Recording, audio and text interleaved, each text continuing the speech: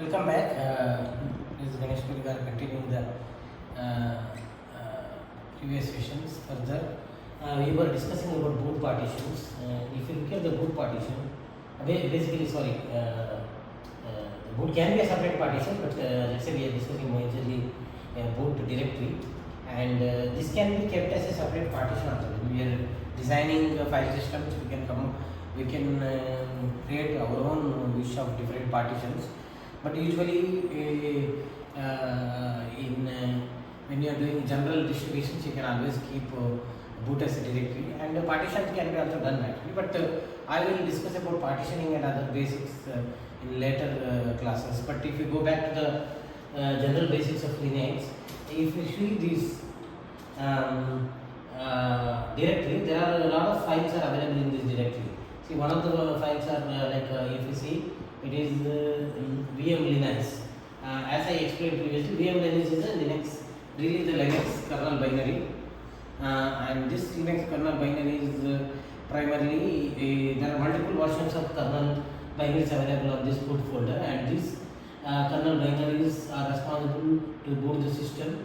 And if you look at, there are other files are there, init.img, and as I explained in the previous session also, init.img is the RAM disk image, which is a very minimal file system which is used for bootstrapping the real root file system on the disk, wherever the root partition you have installed your OS, and RAM disk contains a very small binaries and file systems. Next classes I will show you how we can extract the RAM disk and see what are the content inside the RAM disk.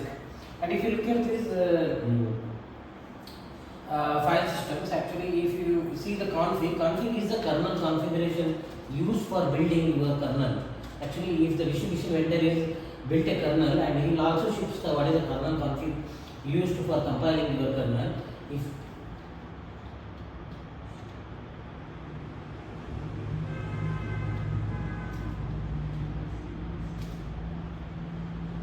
I have just scattered this particular kernel config. These are the different configuration used by your kernel actually. Maybe we can discuss about further classes when we go for Linux internals, kernel building and other classes. I can discuss about this.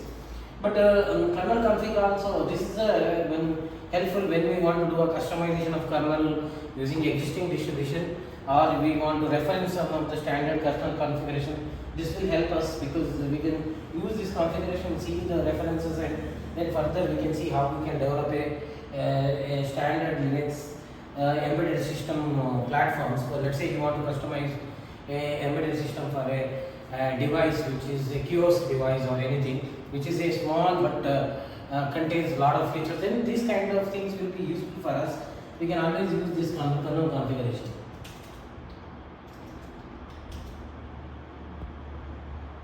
See, as I explained in the previous classes, there is already a folder called EFI. If you look at this EFI is really nowadays most of the systems support GPT partitions, and EFI partitions are primarily used to keep your EFI contents. Actually, EFI is a separate partition. Nowadays, it's a first in a GPT system, first partition is always used as a EFI partition. I can show you that actually. If I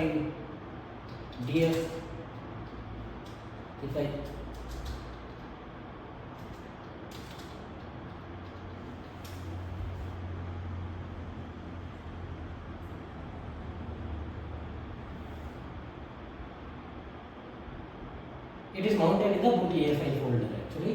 If you look at also you can use lsblk command to see always the different partitions, but I use df-x just to show you that whether how it is whether it is mounted or not. Actually, see, if you look at the EFI partition, it contains a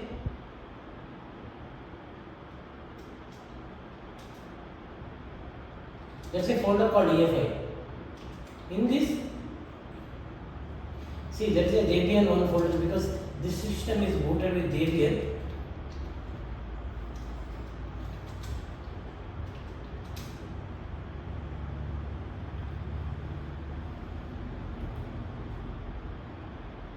See, These you can see .efi files are the firmware files which are used for booting the system actually for the Debian. If you have in this folder, usually if you have a Windows, actually in my laptop I remove Windows, but if you look at that,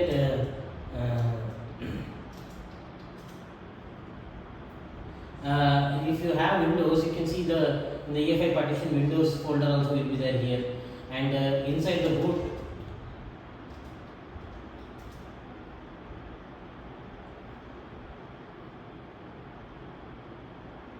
you can see some of the binaries in boot folders also. These are the firmware files for the EFI.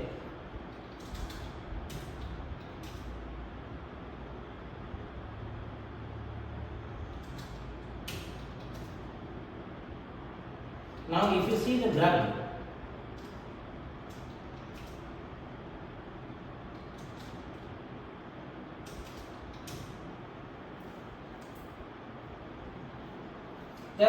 grub is a GNU. Basically we call it as a grand bootloader. Actually, grub is one of the traditional, very old bootloader used in booting on the x86 64 platforms, and also it supports ARM and other platforms. But primarily, it is used with the x86 systems, desktop system, and all the most of the desktop vendors, desktop OS vendors in Linux world, they use grub because it provides a flexibility of a multi-boot OS operating system. And I have worked with customizing the grub for supporting a lot of features. Grub also supports both mode, actually booting from EFI and booting from the traditional BIOS, and also it supports you would have, when you are in the starting of the engineering, you would have studied about software interrupts provided by Intel and Intel platforms like in 10H or in 8H or all the software interrupts. Grub supports those things. In earlier grub versions, we used to support these BIOS calls, 16-bit BIOS, real-time mode BIOS calls, and these 16-bit real-time BIOS calls. And what happens is that later grub also supported UEFI commands and UEFI integration. That way grub can be booted on the UEFI also.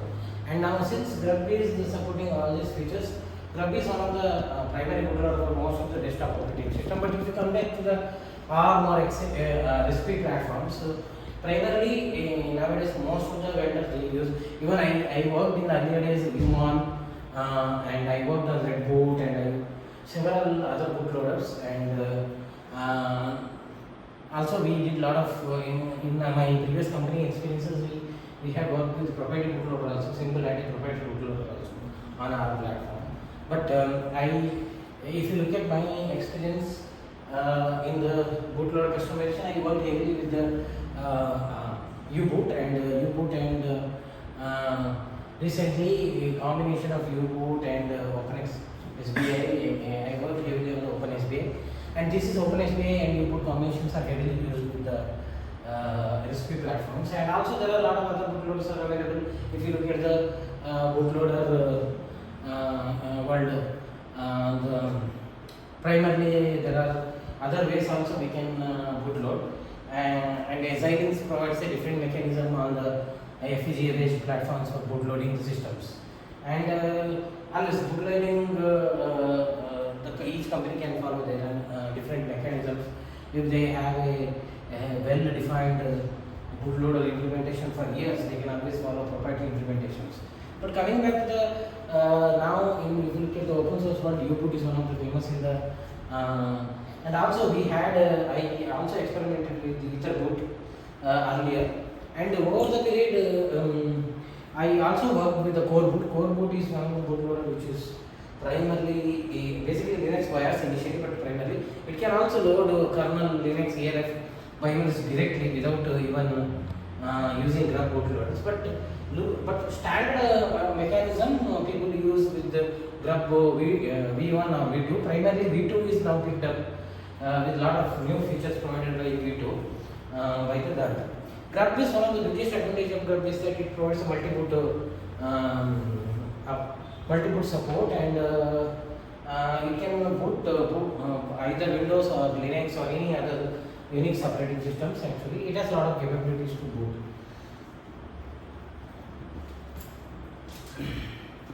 Now, if you look at the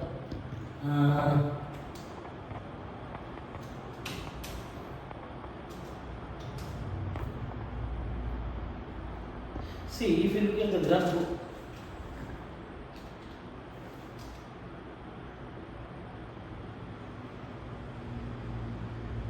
grub env is the environment variable which persists some of the basic environment variables while grub is booting. This environment is loaded, and grub is a multi-stage bootloader. It has a stage 1 bootloader which sits in the initial sectors, and for old MDR systems it was a case, but even now also it has a stage 1 bootloader which sits at the initial sectors, and there is a stage 2 bootloader which is loaded from the default partitions where the root file system is residing. Grub loads the remaining grub modules from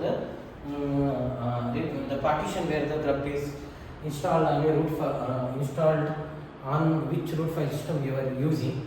And if you look at the grub environment variables, grub environment variables are we can customize the environment in such a way that we can provide one recovery console, and some of the lot of features are provided by grub which can be utilized. And grub.cfg is the file. If you look at, this is the file where you could have seen some UI where you can see multiple options for loading the OS. So after installation of Linux, you would have seen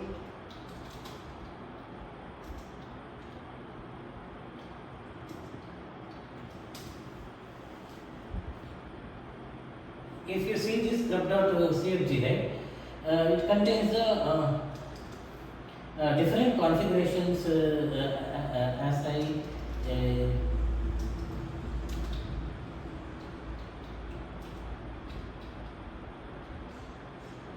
here some of the critical ones I can say. Some of the grub default, which is the default boot entry, those variables are there actually. These are the scripts, I will not go details into these things, but actually if you look at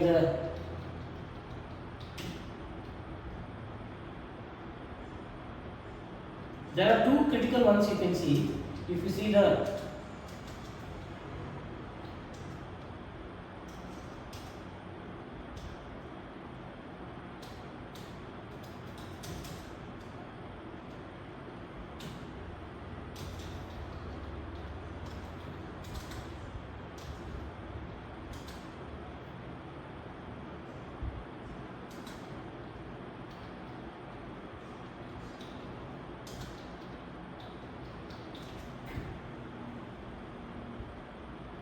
if you see, this is the menu entries are the multiple entries which are you would have seen while booting up the grub, and there is a default variable is available which is used for the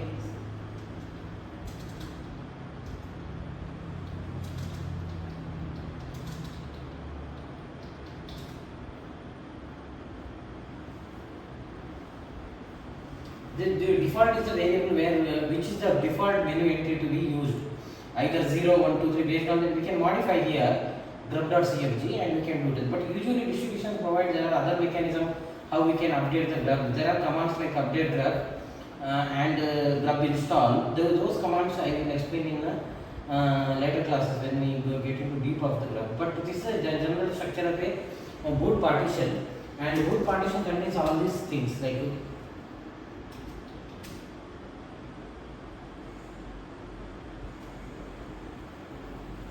init rd, VM Linux, config and grub.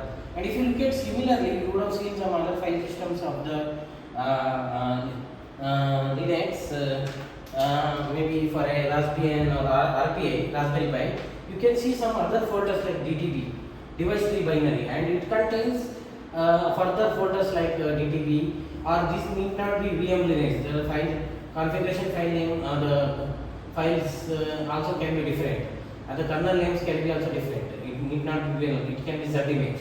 That means it depends upon how you are generating the different kernel image file names, and based on that those files will be kept. But DTPs are we will explain about DTP when we get into embedded operating systems.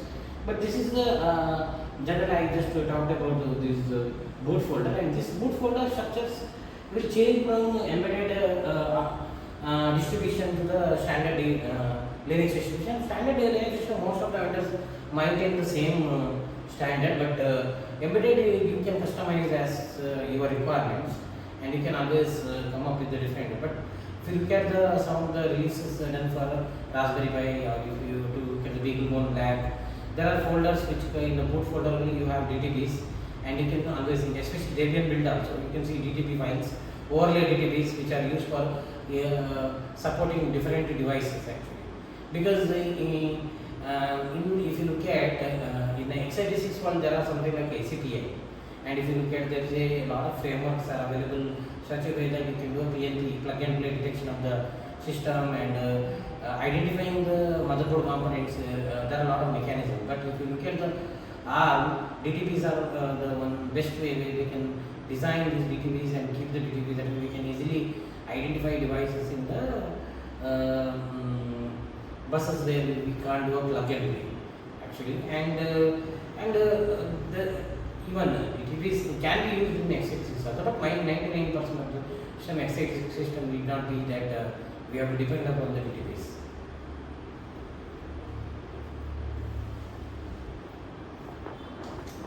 Now we will go to other file systems. I will go deep of the ETC in the last session, because I will cover some of the simpler ones and I will go for the ETC.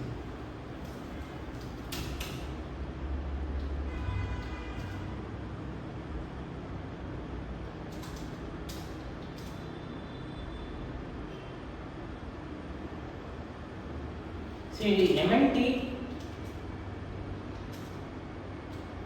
is a traditional mount point. There is nothing is there. It is just a representation of the traditional mount point, and it contains a mount point where we can really mount the file systems. If you go back to the SRV also, usually SRV is a folder where we used to majorly to keep all the base folders for your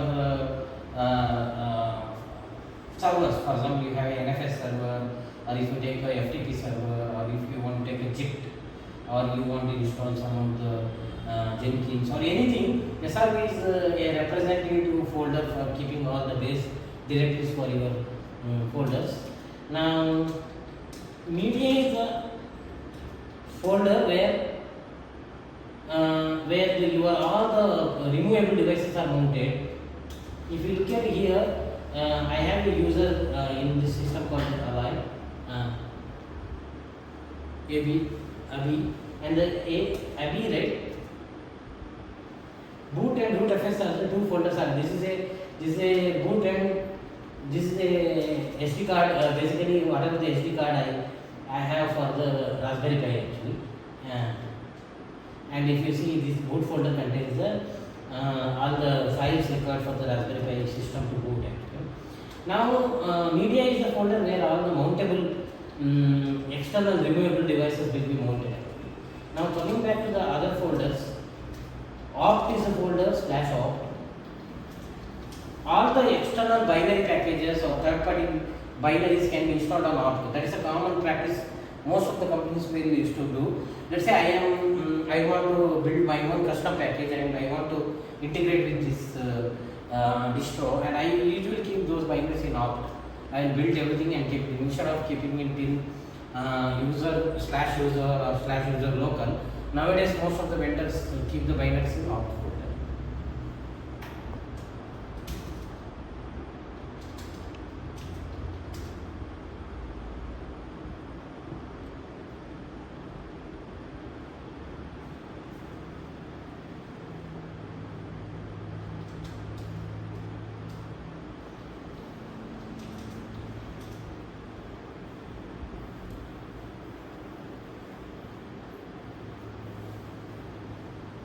If you look at now the back, where is the folder where we keep where is the folder where all the dynamic files which are need to be created will be created in the where all the package managers content will be kept dynamically, which are cache files or any package installed temporary files, or maybe a package installed metadata files.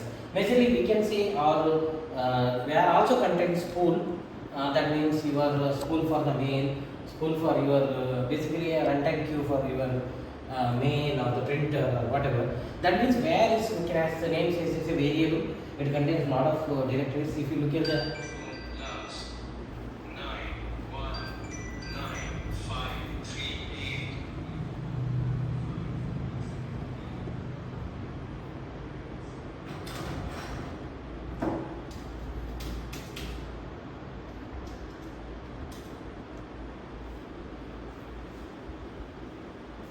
if you see in the where, you can see that different folders are there. Spool is there, as I told you, spool, main is there, and all these queues are available for the different things. Print, LP, main, and everything is available. And I will look at the cache. Cache contains all the cache for the package cache. If you see, if the app is there, right? App is there in the Debian's package manager, and it contains all the cache. If you see the archives, all the downloaded dev files for the. If you go to the, see, usually if you download any Debian packages, downloaded packages will be kept in this cache folder.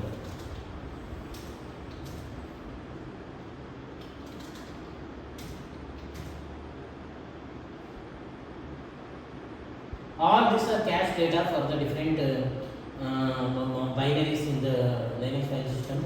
Actually,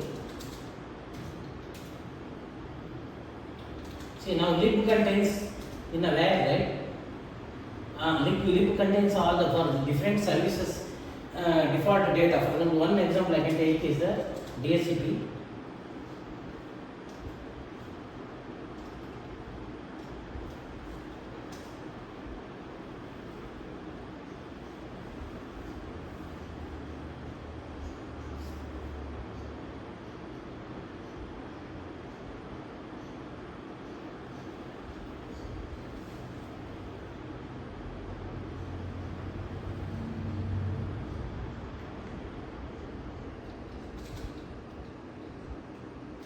Here you can see the DH client dot leases file for the DHCP binary, and basically you know that most of the DHCP servers, they provide a client leases, and those dynamic files are updated here. Same way it is for different packages and services. Configuration files are kept here in the where link.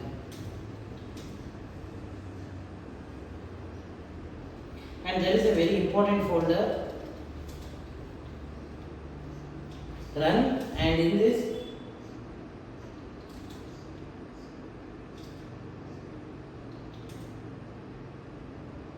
all the log files basically run, the PID files and log files are created inside the run, and they maybe nowadays it is symbolically into /run.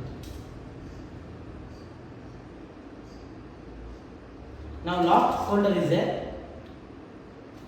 These all are the logs are created. For example, you are trying to access a serial port and some other service also, and if there is a log is created by your service, and the exclusive access is provided to you, that way other service can check that log is created for this device and I will not access. Those kind of things can be used with the log service. Now coming back to the log, this is one of the important folder where all your system logs are kept, and the services, daemon logs, everything is kept. So the where log is one of the important folder, and you should be able to use this folder very importantly, because this contains, for example, in if you take this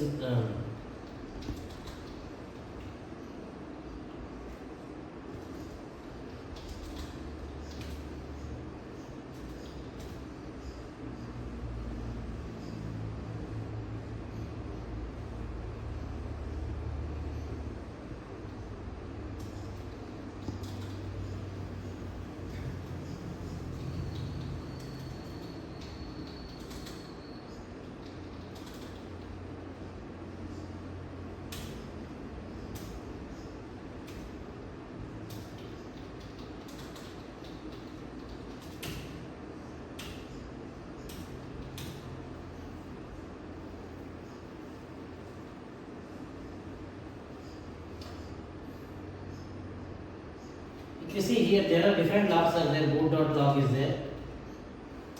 You can see it is all shows all the different logs in the where log folder. Now further there are a lot of other file systems. I will discuss those file system directory structures in the another session.